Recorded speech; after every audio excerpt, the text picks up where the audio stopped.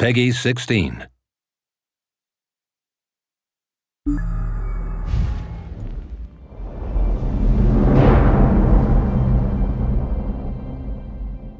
Hi, I'm Paul Sage. I'm the creative director. I'm Nick Kunkel. I'm the lead gameplay designer. I'm Chris Strauss. I'm the lead UX designer. So today we're going to be talking about something that's kind of near and dear to my heart, which is crafting. Having a failed attempt at shop class in high school, this is one of the areas where I feel like, hey, this is my fantasy. It's something where I can really stand out and make things for other players and for myself. All right, so here we are looking in the world, and I think it's pretty necessary to upgrade my armor at this point a little bit.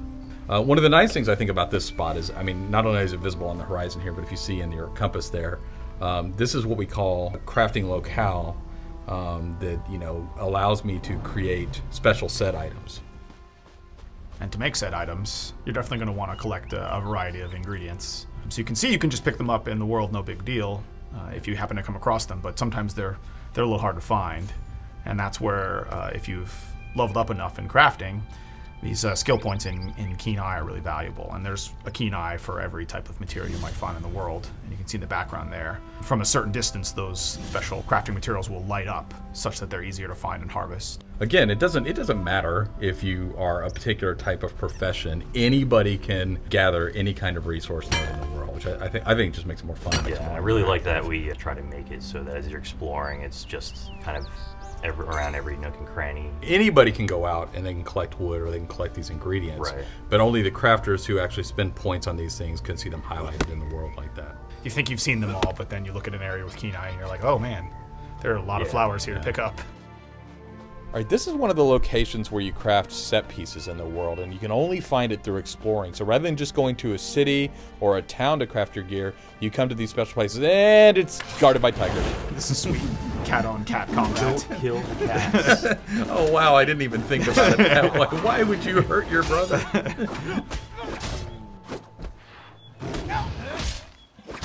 But yeah, in addition to just, running around and finding different things you could use for crafting, there's leather you'll come across on different creatures, the different ingredients that you can use depending on what you're trying to craft. Yeah. And now that we've dispatched our kind of distant relatives, it looks like we are going to go into an alien ruin here to craft these special set pieces. So you can see that, unlike a normal crafting station that you might find in a city or whatever, any items that you create here have the opportunity to create the Magnus's gift set bonus. And there's lots of these all throughout the world. You kind of have to explore and find them. And in this case, items that you create have the opportunity to get this special, unique set bonus, in addition to whatever normal customization you want to put on them, which we're sort of looking at here. This research is actually one of the things I really like about this system. We have traits, which are the innate properties of an item. Traits are things like it's sturdy and whatnot. And here, to actually learn to put a trait on an item, you have to destroy that item that already has that trait, and then over time, you learn how to do that. So you become one of the crafters who can really start to specialize. Say, all the traits on a sword, well then people are going to naturally try to seek you out and buy swords from you. In this case right here, there's lots of opportunities in crafting to deconstruct or extract the valuable materials from anything you come across in the world, whether it be something that another player traded to you or that you found via loot or in a treasure chest or something along those lines. Everything you find is going to be useful to you in some way in crafting, if only to just advance your skill more. So the entire world is really integrated into that system. The idea is really to give you a high level of control. So you're controlling not only the material it's made out of, the level it's made out of, but the look of it, and then of course the innate properties of all the items here.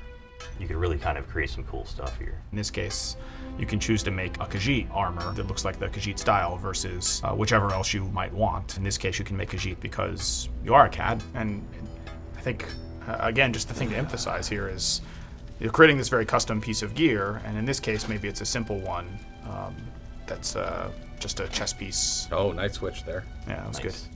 But as you play the game longer and longer, you might find the opportunity to use different styles. And the mechanisms that's accomplished through is via these racial motifs that you find all throughout the world that will teach you a different style of gear that you can make. So really, it's just like school, where they told you that everything you actually need to learn, you can learn in a book. Exactly. Yeah.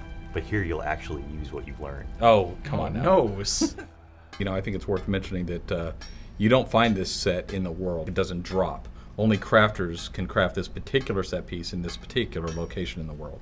It really ties the crafting system in with exploration in the world. You know, there's social elements there too, like, oh man, I found this one ruin you can go to, and there's kind of a legendary station there that lets you make the Magnus's gift set bonus, which is pretty good, and it's a set bonus that was completely unique to crafting. So if you really want a 5% chance to negate the cost of spell, you gotta find a crafter who's willing to go there and make it for you. Yeah. When you want to improve an item, so when you first create an item, you know, it's going to start out at this quality level, at the lowest quality level, which is white here. And then you'll raise it up to the next quality level, which is fine or green. And to do that, you have to have tempers in the case of blacksmithing. So here we have a honing stone temper. There's a little bit of a gambling game here. The more tempers you add, the better chance you have to get to the next quality level. But if you don't have those 100%. tempers, yeah, That's not much of a gamble, though. It's not a big risk there. Yeah, that's not much of a gamble at 100%. Yeah, I invested heavily in Magnus's Curious here. I don't think it's curious. Curious, I whatever. think it's Okay, much more come on. fun when you take a little bit of a risk. And this is really the gambling portion part of the game. This is where you're deciding if you want to try to improve the quality of that item. Although I Yeah. do not. And by fun, you mean I'm never ever going at something like, say, 45% here, which is the only. Oh, geez. We're out of dwarven oil. We only have a 45% chance to do it. This is totally a pressure luck moment here. I This is would the not do this. big money, no whammy. Big money, no whammy. Yeah! Got it in one. Nice. Okay, come on. Yeah. Did not think that was going to go through. That was risky, but it was worth it. I live for the buzz. Look how much cooler that looks. So much more stylish. Right. But look at this. Compliment your There name. we go. And then when you Now start it's to all fully matching? upgrade, yeah. So I mean, you know, I think the thing to end with is that, you know, crafters are super valuable. They can take the best items in the world to make them better, and they can also make the best gear. Plus that armor just really makes your eyes pop. And cats.